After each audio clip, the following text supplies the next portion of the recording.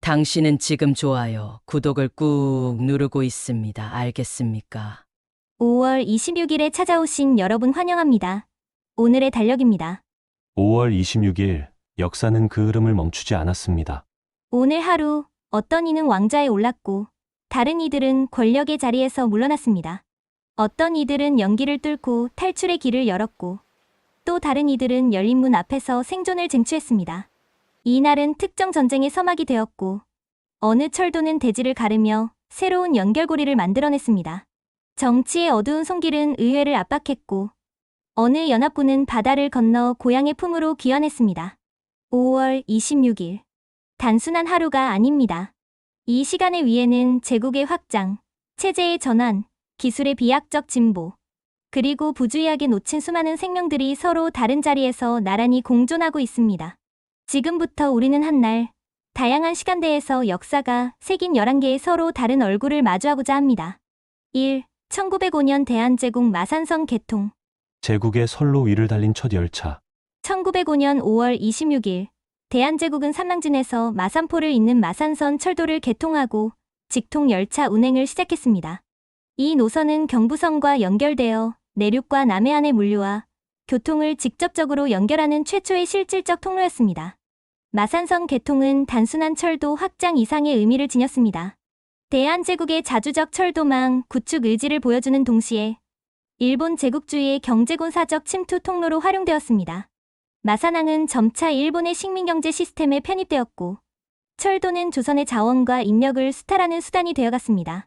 역사적 관점에서 보면 이 노선은 대한제국 시기 근대 교통 인프라의 시작점이자 후일 독립 이후 산업 발전을 뒷받침할 교통 기반의 중요한 초석이 되었습니다. 2. 1927년 포드 모델 T 생산 종료. 세상을 바꾼 차, 마지막 공장에서 멈추다. 1927년 5월 26일, 미국 디트로이트의 포드 자동차 공장에서 1500만 번째 모델 T 차량이 마지막으로 생산되며 20세기 산업혁명을 상징했던 포드 모델 T의 생산이 공식 종료됩니다. 1908년 첫 출시된 모델 T는 헨리 포드의 혁신적인 조립 라인 방식을 통해 대량 생산되며 자동차를 부유층만의 전유물에서 모든 사람을 위한 이동수단으로 혁신적으로 변화시켰습니다. 10년도 채 되지 않아 미국 도로 위를 달리는 자동차의 대부분이 모델 T가 되었고 그 영향은 단순한 교통의 범주를 넘어 도시 구조, 노동자의 삶, 자본주의 생산 시스템 전체를 근본적으로 재편했습니다. 1920년대 후반, 시장은 더욱 다양하고 세련된 차를 갈망했고 포드는 모델 T의 단일 모델 전략을 고수하다 결국 치열한 경쟁에서 밀려나게 됩니다. 1927년의 생산 종료는 산업사회의 유연성과 소비자 중심 전략의 중요성을 여실히 보여준 역사적 전환점이 되었으며 포드는 이후 모델 A로 과감하게 방향을 전환하게 됩니다. 3. 1940년 덴케르크 철수 작전 시작. 후퇴였지만 결코 패배는 아니었다. 1940년 5월 26일 제2차 세계대전 초기에 독일군은 프랑스 북부 해안 도시 덴케르크까지 연합군을 몰아붙였습니다.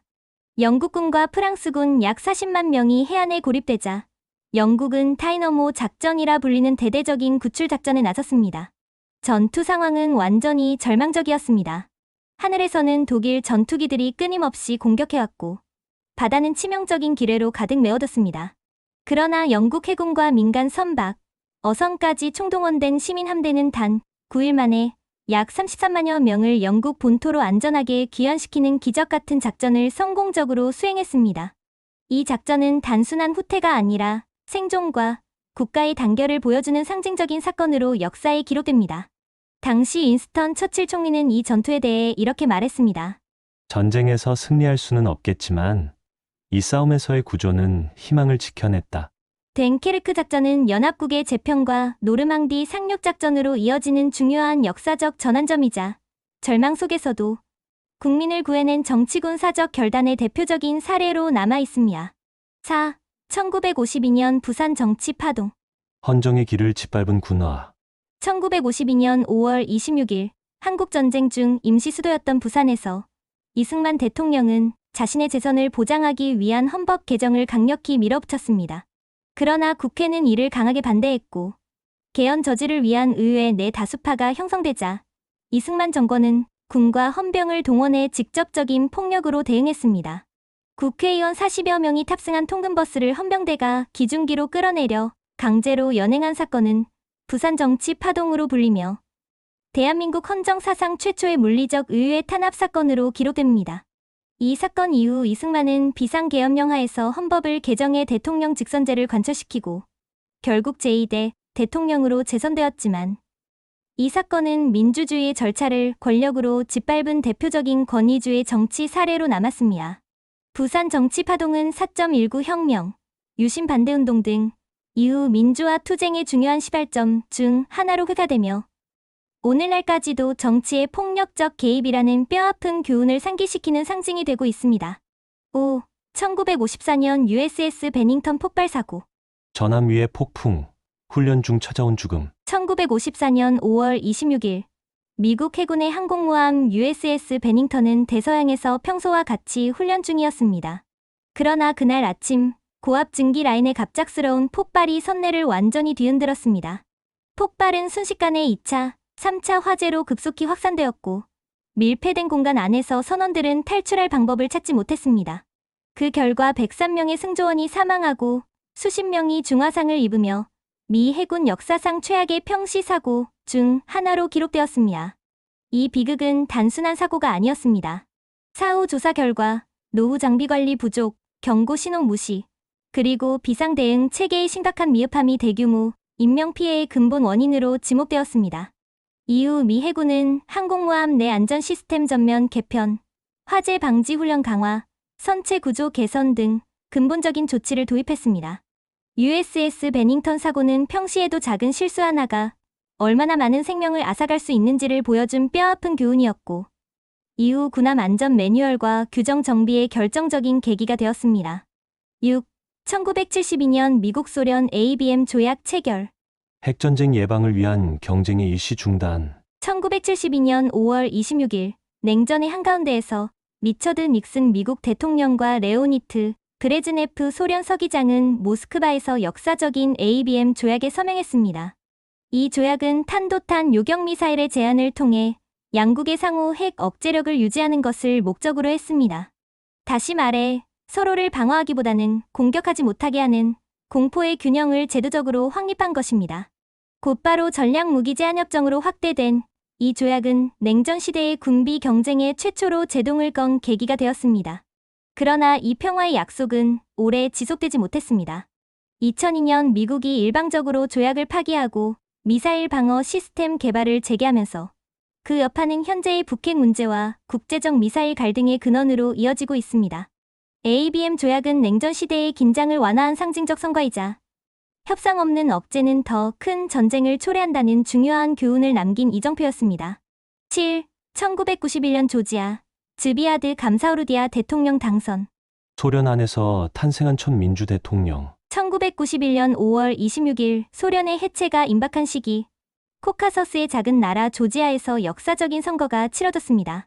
시인이자 인권운동가인 즈비아드 감사우르디아가 조지아 최초의 직선 대통령으로 당선된 것입니다. 그는 소련 영토 내에서 국민 직접 투표로 선출된 최초의 국가 원수로 이는 곧바로 구소련 국가들의 독립선언과 민주화 물결로 이어졌습니다. 그러나 그의 당선은 곧 정치적 불안정과 내부 분열을 야기했습니다. 그의 통치 방식을 둘러싼 권위주의 논란이 불거졌고 결국 1992년 쿠데타로 건자에서 밀려나 추랑되며 비극적인 사태로 발전했습니다. 감사우르디아의 등장은 비록 짧았지만 소련 체제의 붕괴와 새로운 국제 질서의 탄생을 알린 중요한 전환점이었습니다. 그의 당선은 민주주의가 기존 체제 밖에서도 탄생할 수 있음을 보여준 역사적 사례로 기록됩니다. 8. 2014년 다음 카카오 합병 공식 발표. 인터넷과 모바일의 거인, 하나로 뭉치다. 2014년 5월 26일 대한민국 IT 업계의 지형을 바꿀 획기적인 합병 발표가 이루어졌습니다. 국내 최대 포털 다음 커뮤니케이션과 국내 대표 모바일 메신저 기업 카카오가 전격적으로 합병을 공식 선언한 것입니다. 당시는 PC 중심 포털에서 모바일 중심으로의 급격한 전환기였습니다. 다음은 포털 시장 영향력 감소의 위기에 직면해 있었고 카카오는 모바일 중심이지만 수익 구조의 불안정성을 겪고 있었습니다. 양사의 합병은 단순한 규모 확장을 넘어 디지털 생태계를 장악하겠다는 전략적 융합이었습니다. 이후 다음 카카오를 거쳐 카카오라는 단일 브랜드로 통합되며 메신저, 금융, 모빌리티, 콘텐츠, 쇼핑 등 생활 전반을 아우르는 플랫폼 기업으로 성장했습니다. 이 합병은 한국 IT 업계에서 인터넷 기반 기업과 모바일 기반 기업의 최초 결합으로 평가되며 이후 플랫폼 산업의 규제와 공정거래, 논의의 출발점이 되었습니다. 2014년 고양종합터미널 화재 발생. 용접 불꽃으로 인해 지하를 집어삼킨 유독가스. 2014년 5월 26일 오전 경기도 고양시 일산동구의 고양종합터미널 지하 1층 푸드코트 공사장에서 용접 중 튀어나온 불꽃이 새어나온 가스에 옮겨 붙으면서 대형 화재가 발생했습니다. 불은 20여 분 만에 진압되었지만 밀폐된 공간에 유독가스가 순식간에 퍼지며 참사로 이어졌습니다. 이 사고로 8명이 목숨을 잃고 58명이 부상을 입었습니다. 사고 당시 드러난 구조적 문제점은 다음과 같았습니다. 공사 자체가 소방서 허가 없이 불법으로 진행되고 있었으며 스프링클러 밸브는 잠긴 상태였고 화재 발생 시 대피 안내 방송은 일부 층에만 제한적으로 전달되었습니다. 또한 비상구 통로 일부는 막혀 있거나 표시가 없어 초기 진화와 대피가 늦어져 피해를 더욱 키웠습니다.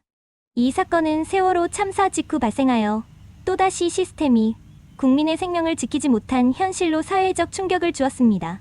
국민의 분노는 거세졌고 상업시설의 안전관리 부실, 감리 감독 부재, 책임 회피 구조에 대한 비판이 전국적으로 확산되었습니다. 고양터미널 화재는 한국 사회의 안전에 대한 얼마나 느슨한 체계를 여실히 보여준 상징적인 비극으로 남았습니다. 2023년 아시아나항공 8124편 개문 착륙 사고. 비행기는 하늘을 날고 있었고 문은 열려 있었다. 2023년 5월 26일 제주에서 대구로 향하던 아시아나항공 8124편 여객기가 활주로 착륙 직전 비상구 문이 열린 채로 비행하는 충격적인 사고가 발생했습니다. 비행 중 문이 열린 상태로 착륙한 사례는 국내 항공사 역사상 유례를 찾아볼 수 없는 초유의 사건입니다. 당시 탑승객 중 한 명이 비상구 레버를 직접 조작해 문을 개방한 것으로 확인됐으며 해당 승객은 답답해서 열었다는 황당한 진술을 남겨 국민들을 경악하게 했습니다. 사고 순간 기내에는 극도의 공포와 혼란이 순식간에 퍼졌고 청소년 선수단을 포함한 190여 명의 탑승자들은 생명의 위협과 심각한 심리적 트라우마를 겪었습니다. 이 사고는 단순한 개인의 일탈이 아닌 항공사, 보안, 법제도, 인재관리 시스템 전반의 심각한 허점을 드러낸 사건으로 이후 비상문 잠금 시스템 강화, 승객 안전교육 전면 재검토, 처벌 기준 상향 논의로 이어졌습니다. 신의 대리인으로서 그는 신성한 명령을 전달했지만 신의 침묵 앞에서 그의 확신은 흔들리기 시작했습니다. 로마의 수장으로서 위엄을 뽐냈지만 로마는 그의 눈앞에서 서서히 무너져 내렸습니다. 믿음의 시대에 그는 정치적 수사로 대응하려 했고 결정적인 순간마다 침묵하거나 시기를 놓쳐 어리석게 대처했습니다. 르네상스의 그림자, 종교개혁의 불길, 제국의 날카로운 칼날 사이에서 그는 균형을 잡으려 애썼습니다. 그는 그 모든 도전에 맞서야 했지만 결국 어느 것도 완전히 장악하지 못하고 말았습니다. 클레멘스 7세. 그는 교황이었고 실패한 정치인이었으며 격동의 시대를 증언한 고독한 목격자였습니다. 1478년 5월 26일 이탈리아 피렌체. 르네상스의 화려함이 꽃처럼 피어난 도시에서 한 사생아가 세상에 첫 발을 내딛었습니다. 그의 이름은 줄리오 데 메디치. 그는 태어나자마자 이미 권력의 경계에 서 있었고 운명은 그를 조용히 교황청의 핵심부로 밀어 올렸습니다. 후에 그는 클레멘스 7세로 가톨릭 교회의 최고 지도자이자 역사상 가장 혼란스러운 시기의 교황으로 기억됩니다. 그는 메디치 가문의 피를 이어받았지만 그 정통성은 결여되어 있었습니다. 하지만 그의 탁월한 정치적 감각과 외교 능력은 그를 로마 교황청의 중요한 인물로 빠르게 성장시켰습니다. 교황 레오 10세의 사촌으로 그는 그의 지도 아래 권력의 사다리를 한 계단씩 오르내렸습니다. 그리고 1523년 마침내 교황좌에 올랐습니다. 세상은 겉으로는 고요해 보였지만 내면은 이미 깊은 균열로 가득 차 있었습니다. 그가 교황이 되었을 때 유럽은 격렬한 변화의 소용돌이 한가운데 있었습니다. 마르틴 루터가 비텐베르크 교회문에 95개 조항을 게시한 지 6년. 종교개혁의 불꽃은 이미 독일에서 맹렬히 타오르고 있었고 카톨릭 교회는 내부의 부패, 외부의 저항, 그리고 왕권의 야망에 둘러싸여 있었습니다. 클레멘스 7세는 그 중심에서 결정을 내려야 했습니다. 그는 개혁가가 아니었습니다. 그는 본질적으로 교묘한 외교관이었습니다. 신앙의 정통성보다는 유럽의 권력 지형도를 더 자주 탐색하던 인물이었습니다. 그는 프랑스와 신성로 마제국 사이에서 미묘한 균형을 유지하려 했지만 결국 어느 쪽에도 명확히 서지 못했습니다. 그리고 그 결과는 참혹했습니다.